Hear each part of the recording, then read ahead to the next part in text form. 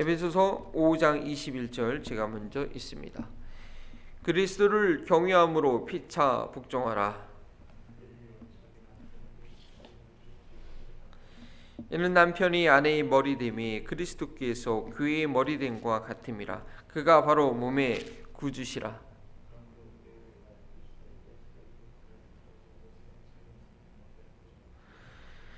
남편들아, 아내 사랑하기를 그리스도께서 교회를 사랑하시고 그 교회를 위하여 자신을 주신같이 하라.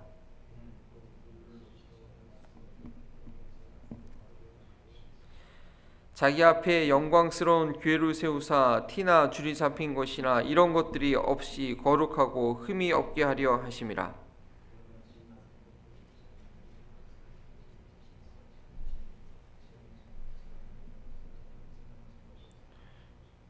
누구든지 언제나 자기 육체를 미워하지 않고 오직 양육하여 보호하기를 그리스도께서 교회에게 함과 같이 하나니.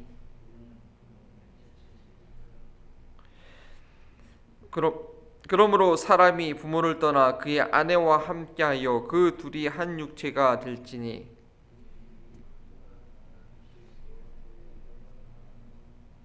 함께 읽겠습니다.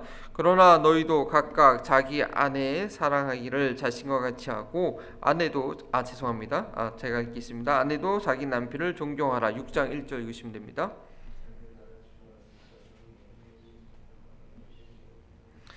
내 아버지와 어머니를 공경하라. 이것은 약속 있는 첫 계명이니. 함께 읽겠습니다. 또 아비들아, 너희 자녀를 노엽게 하지 말고 오직 주의 교훈과 훈계로 양육하라. 아멘. 에베소서 말씀이 참 영향력 있는 이유 중에 하나는요, 교회의 충만함을 증거하면서 그뿐만 아니라 이 교회의 영향력이 가정과 또 사회와 영적 세계에 대한 대응까지 연결되기 때문입니다. 그래서 에베소서 5장과 6장을 통해서 부름받은 선택받은 그리스도인들이 그 모인 그 교회를 통해서 어떤 일을 이루어야 될지 어제부터 말씀을 보고 있는데요. 그 중에서 이제 가정에 관한 그런 얘기가 되겠습니다.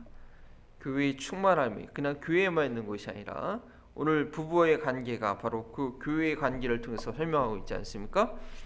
가정으로 이루어지고 또 그 가정이 내일 본문 말씀 사회와 또 그 다음에 본문 말씀 영적 세계까지 이루어지는 것입니다. 역시 성경은 이렇게 하나하나씩 이렇게 빠지지 않고 하나하나씩 볼 때 그 깊은 의미를 알 수 있는데 새벽에 저희가 2주 안에 하기 위해서 이렇게 중간중간을 보다 보니까 좀 깊이가 좀 놓치는 부분이 없지 않아 있습니다. 그래도 에베소서 전체 맥락을 봄으로써 에베소서가 얼마나 영향력 있는 말씀인지 보게 됩니다. 오늘 말씀 가정이 세워지는 원리에 대해서 한번 보겠습니다. 이 새벽에 짧은 시간이지만 여러분 이미 많이 익히 들어왔고 또 결혼식 때 늘 하는 말씀이고요. 어쩌면 이미 다 알고 있습니다. 문제는 실천이죠. 우리가 어떻게 이 원리대로 할 건가. 그런데 사실 부부관계에 있어서 부모와 자녀 관계에 있어서 이 원리를 모르고 생각하지 않는 경우가 많습니다. 그러니까 이 원리를 모르면요, 운전하실 때 역주행하는 사람 없잖아요, 그렇죠? 항상 운전자 우측으로 차를 갈 때 항상 우측에 붙어서 가야 되잖아요. 근데 좌측으로 간다든지 아니면 신호를 모르고 무시하면 사고 나죠? 사고 안 날 수가 없습니다. 부부관계에 있어서도 부모와 자녀 관계에 있어서도 어려움이 있을 수밖에 없어요. 근데 왜 이렇게 어렵지? 이렇게 자녀들과 관계가 힘들지? 왜 우리 부부는 말이 안 통하지? 얘기하는데 너무나 당연히 이 성경의 원리로 돌아가면 돼요. 내가 이 원리대로 지금 하고 있나? 보세요. 분명히 이거 안 하고 있어서 이거 너무 쉬운데도 그렇게 할 경우가 있다는 거죠. 아주 간단합니다. 남편과 아내의 관계는 교회와 그리스도와 교회의 관계라고 했습니다. 그래서 그 관계가 연결될 수 있는 것은 순종과 희생입니다. 남편과 아내의 관계는 남편이 그러니까 말이 안 통한다. 왜 말이 안 통하나? 제가 자주 하는 말씀이죠. 남편이 받을 수 있는 전화번호가 있어요. 전화번호. 예. 남편한테 전화하려면 그 번호로 전화해야 돼요. 왜냐? 존경이라는 라인으로 얘기를 안 하면 절대 들리지 않습니다. 아무리 얘기해도 들리지 않습니다. 예. 그리고 왜 아내가 나를 자꾸 무시하나? 왜 아내가 이렇게 참 내 마음 몰라주나? 아내는요, 남편이 자기를 사랑한다는 그런 여성이지 않습니까? 여성. 감정이 우리보다 훨씬 민감하고 그러한 분들이 소중한 분들입니다.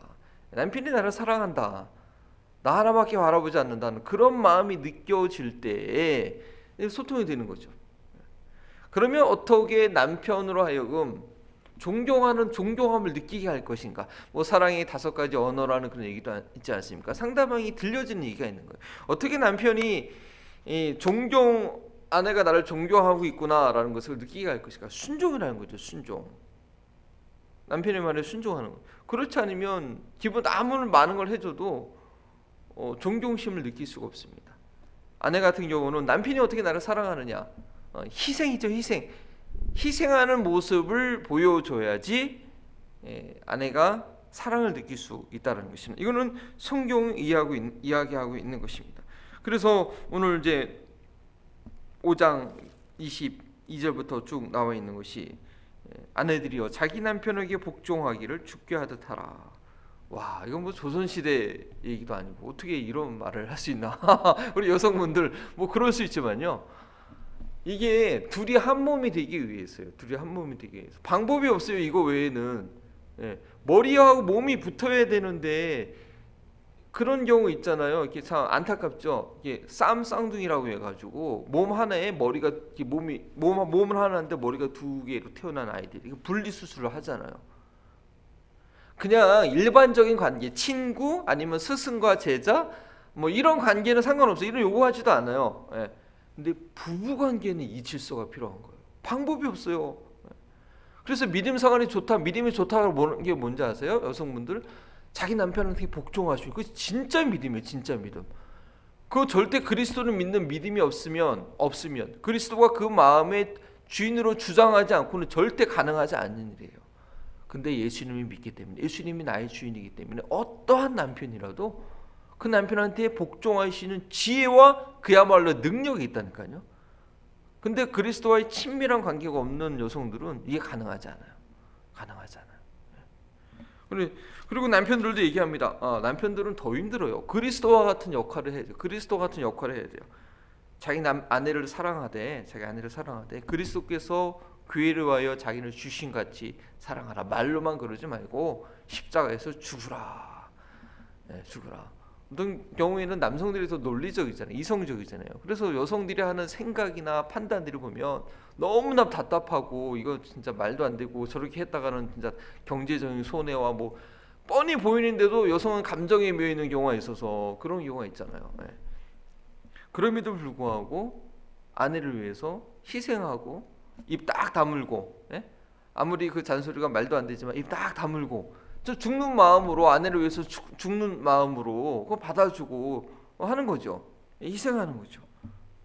어떻게 보면 첫 번째 요구가 아내가 남편에게 복종하라, 뭐 순종이지만 그 다음에 나오는 남편의 책임은 더 힘든 겁니다. 십자가에 뭐 가정을 이제 그 파이어 프루프라는 그런 내용이 있는데, 이제 이혼의 위기 가운데 있는 부부가 어떻게 40일 동안 결단하고 회복하는 그 여정의 이야기입니다. 그런데 이제 그 아버지가 그 소방수인데, 남편이 소방수인데 아들한테 이제 권면을 하죠. 40일만 한번 해봐라.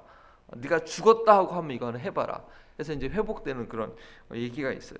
그 소방수 그 남편이 정말 그 소방관에서 용기를 가지고 다른 데 용기를 발휘하는 게 아니라 내가 아내를 위해서 내가 한번 죽어보겠다 하는 가서 결국 나중에 그 관계 회복되는 그 스토리인데 아주 감동적입니다. 그래서 사실 가정 문제는요, 남편이 죽으면 돼요. 사실 여성한테 요구할 거 없어요. 아내는 이제 순종만 하면 되는데, 근데 남편이 죽으면, 남편이 희생하면 어떠한 여성이라도 남편을 존경하고 따르게 사실은 되어 있는 것입니다. 그리고 자기 아내를 잘 돌봐야 된다. 그게 자기를 돌보는 것이다 라고 그렇게 얘기를 하고 있죠.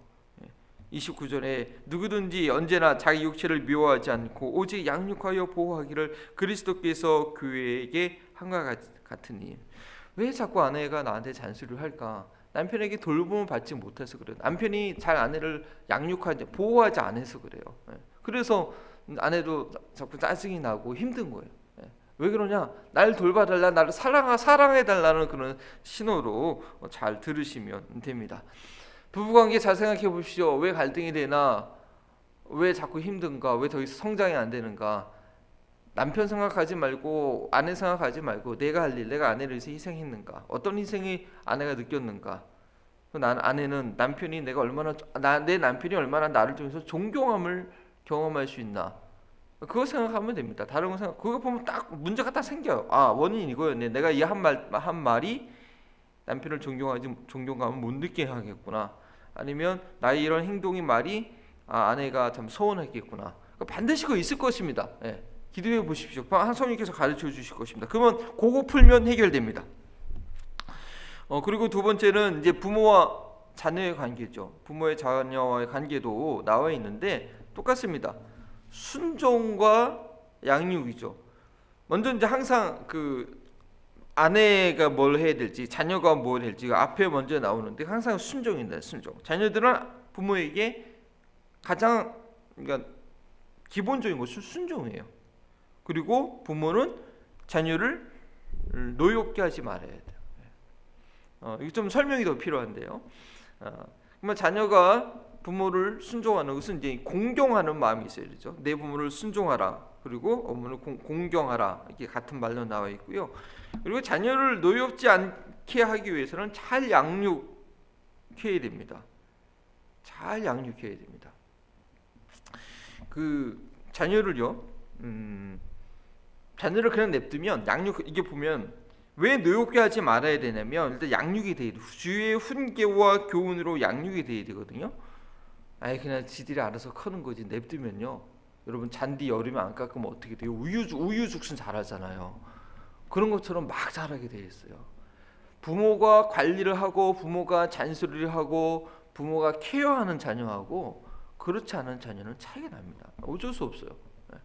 특히 부모가 부모에게 이게 케어가 안 되는 자녀들은 사회생활 가면 힘들어요. 질서 의식이 없거든요. 자기 권위 아래 있어 보질 않으니까 자기 하고 싶은 대로 하는. 사회 가면 고생 많이 합니다. 그런 사회생활 잘 못합니다. 힘들고 뭐 그래도 부모가 잠깐 잔소리가 안 되게 해야겠죠. 부모가 훈계해야 되는 거. 그리고 자녀들도요 어렸을 때부터 그 부모의 영향력 가운데 자라기 때문에 부모가 한 말은 듣게 돼 있어요. 다른 사람이 하는 말은 자존심 상하고 싸우고 있는데 부모가 하는 말은 어쨌든 들어요.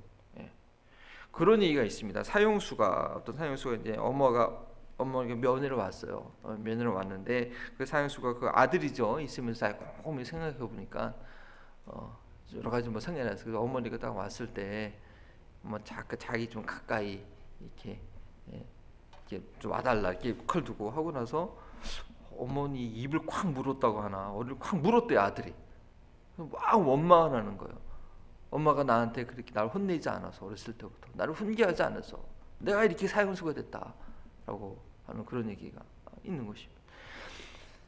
부모의 말은 아이들이 영향이 있습니다. 다른 누구보다도요. 저도 이렇게 믿음 생활 하면서 저희 어머니가 가끔 해주신 얘기를 아버지 젊었을 때 믿음 생활 하지도 않았는데 그래도 아버지가 해준 얘기 그게 다른 사람을 그 부모가 미쳐주는 영향력이라는 게 있거든요. 그래서 그 한마디 한마디가 참 필요하고 또 자녀는 그걸 원합니다. 그래서 자녀들을 이렇게 알아서 하겠지 냅두잖아요. 냅두면 잃어버립니다. 끈이 없어요. 자녀와 부모의 끈이 없게 돼요. 남이 돼요, 남이. 그래서 내 자녀가 사랑하니까 자녀에게 가장 필요한 말 꼭 해줘야 돼요. 그리고 그 말이 듣기 위해서 어떻게 해야 되냐? 무조건 막 혼낸다고 되지 않잖아요. 잘 얼레가면서 노하게 하지 않고 분노하게 하지 않고 부모로부터 들을 수 있도록 선생님한테 들을 수도 있고 교회 목사님한테도 들을 수 있죠. 똑같은 얘기라도 부모한테 듣는 얘기가 잘 박힌 목처럼 영향력이 있다는 것이죠. 그리고 그 얘기가 들려지도록 우리는 자녀들을 우리가 어쩌면 눈치 봐야 돼요. 혹시 나 때문에 노한 게 있지 않나. 근데요 어떤 경우는 부모가 돌보지 않는 그런 상실감, 노함도 있어요. 너무 옥죄는 거에, 너무 간섭한 거에 대한 노함도 있지만 케어하지 않은 그거에 대한 노함도 있는 것입니다. 자, 그러면 이것을 어떻게 할 것인가? 근데 세상도 사실은 세상 윤리와 철학도 뭐 요 정도까지 깊이, 특히 부부 관계에 있어서는요, 어떤 종교 윤리도 이런 교훈을 얘기하지 못합니다. 제가 이렇게 뭐 다른 책이나 윤리를 보면 기독교에서 가르친 내용도 불교나 뭐 가르친 내용들도 있어요. 보면 공통이 있는데 부부 관계만큼은 이 비밀을 얘기 못해요. 어느 책도 이렇게 부부 관계 얘기하지 못해요. 왜냐? 부부 관계는 교회와 그리스도와 교회 관계로 보기 때문에, 그것도 창조의 원리고 교회의 원리고 하나님께서 이 세상 남자와 여자를 창조하셔 버리기 때문에 이건 아주 기독교에서만 가르치는 유니크한 관계입니다. 물론 유교에서 비슷하게 하죠. 그 아내가 남편한테 그거는 완전 여성을 굴종시키는 거기 때문에. 근데 유교에서도 남편이 아내한테 뭐 희생하라, 뭐 이런 자기 몸을 내주라, 뭐 이런 얘기는 제가 못 들어본 것 같아요. 아주 그래서 이거는 부부 관계는요, 교회와 그리스도의 관계이기 때문에 기독교에서만 가르치는 아주 특별한 것이고 우리 교회에서 절대 놓치지 말아야 될 그런 가르침입니다. 근데 이것을 가능하게 한 것은 21절이죠. 그리스도를 경외함으로 서로 복종하라. 상호 복종입니다, 사실. 뭐 이게 표면적으로는 아내가 남편에게 복종하라고 그렇게 나와 있지만 남편이 아내를 위해서 자기 희생하는 것도 복종하는 것입니다. 가능한 것은 그리스도를 경외함으로 서로 복종하는 것입니다. 피차 복종하는 것입니다. 자녀들에 대해서도 마찬가지입니다. 자녀들을 노하지 않게 하는 것. 어린아이지만 내가 그리스도를 경외하기 때문에 예수님 그렇게 말씀하셨잖아요. 어린아이 하나 무시하지 마라. 저들의 천사가 하나님의 얼굴을 배운다. 아이를 어리라고 무시하면요, 애들한테 막 얘기하고요, 애들은 가라 이런 태도 한다는 말이에요. 그러면 안 돼요. 근데 그리스도를 경외하는 마음이 있으면 그 작은 조그만 아이도 그리스도를 경외하는 마음으로 소중하게 여기게 돼서 노하지 않게 한다는 것이죠. 그래서 이 가장 큰 대전제는 내가 정말 그리스도를 경외하는 사람인가, 그리스도를 경외하는 가운데 이 모든 것은 가능합니다. 내가 정말 믿음 생활 잘하고 있는가, 부부관계를 보면 되는 것입니다. 뭐 직분수 목사라고 뭐 직분자라고 소용없습니다. 부부관계에서 안 좋으면 꽝입니다. 꽝. 그리스도의 희생을 모르는 사람입니다. 그리스도가 나를 위해서 희생한 것을 아는 사람만이 아내를 위해서 희생할 수 있습니다. 뭐 매주 설교하고 강단에서 얘기한다고 해도 자기 부인 하나 제대로 케어 못하는 그런 사람은 참 안타깝고 보면 불쌍한 거예요. 사실은 말은 그렇게 하고 자기 삶은 그게 안 되니까 그거 얼마나 불쌍한 사람이에요. 진짜 믿음 있는 사람은 부부관계에서 확인이 돼야 되는 것입니다. 자, 그러면 이게 참 실천의 문제인데요. 그래서 이제 자녀 관계뿐 아니라 이제 자녀 관계는 사실 부부 관계 좋으면 자녀들은 잘 자라게 돼 있어요. 부부 관계를 보니까 아이들을 늘 느끼니까요. 그래서 부부 관계에서 늘 신경을 써야 돼요. 이 부부 관계는 믿음의 척도라. 이걸 꼭 기억하셔야 되는 거, 믿음의 척도다. 믿음의 척도다. 다른 내가 무슨 믿음이 있냐? 자기 남편과의 관계, 아내의 관계가 믿음의 척도인 거예요. 두 번째는 부부의 친밀감은 그리스도와의 친밀감이에요. 내가 하나님과 친밀한가? 내가 예수님과 정말 친밀한가? 부부관계의 친밀함을 누리는 사람이 진정한 그리스도의 관계의 친밀함을 누릴 수 있는 거예요. 그리고 여러 가지 기도 제목이 있는데요. 가장 중요한 기도 제목은 자기 남편을 위한 기도이고 자기 아내를 위한 기도예요. 배우자를 위해서 기도해야 됩니다. 배우자를 위해서 기도할 때하고 안 할 때하고요, 느끼는 그 관계가 너무 틀려요. 너무 달라요. 그래서 늘 배우자를 위한 그냥 잘 살겠지 아니에요. 배우자를 위해서 늘 기도해야 돼요. 그것이 주님 사랑하는 방법이고 교회를 사랑하는 방법입니다. 그래서 오늘 뭐 잘 해오셨지만 오늘 말씀을 통해서 부부관계, 주님 관계만큼 중요하다. 부부관계 잘 될 때 주님 관계도 잘하고 있는 것이고 자녀 교육도 잘할 수 있다. 근데 사실은 부부관계에는 고난이 많습니다. 사도 바울이 얘기하시잖아요. 나처럼 독신의 은사가 있으면 차라리 혼자 지내는 게 낫다. 근데 누구나 다 독신의 은사가 있을 수 아니니까요. 그리고 또 뭐 홀로 되신 분들도 계시는데 또 주님과의 관계가 주님께서 채워주시는 남편 배우자가 채워주지 못하는 그런 충만함을 또 주님께서 채워주시는 복이 있는 것이 아닙니까? 그렇습니다. 이렇게 우리가 구원받은 자녀로서 이 교회의 충만함을 처음에 적용하는 것은 가정이라는 거 생각하시고, 오늘 특별히 더 가정을 위해서, 배우자를 위해서 한 번 더 기도하는 그냥 기도의 시간 되시길 바랍니다. 기도하시겠습니다. 하나님 감사합니다. 에베소서의 놀라운 말씀, 하나님께서 우리를 어떻게 구원하셨는가, 그 구원받은 백성들을 모아놓은 이 교회가 얼마나 거룩하고 능력 있는 그리스도의 몸인가, 또한 교회를 통해서 먼저 회복되어야 될 이 가정에 대한 말씀 우리에게 기억해 주시니 감사합니다. 가정이 어떻게 세워지나 이 세상적 원리가 아니라 하나님의 진리의 원리로서 부부의 관계, 부모와 자녀의 이 분명히 있어야 될 이 길을 놓치지 않고 무시하지 않고 잊어버리지 않는 저희를 될 수 있도록 도와주시옵소서. 그 일을 위하여, 그렇게 하지 못했던 것을 회개하고 그 일을 위하여, 그 길을 위하여 그 길을 걸을 수 있도록 기도할 수 있는 오늘 새벽 되게 하옵소서. 감사하며 예수님의 이름으로 기도합니다. 아멘.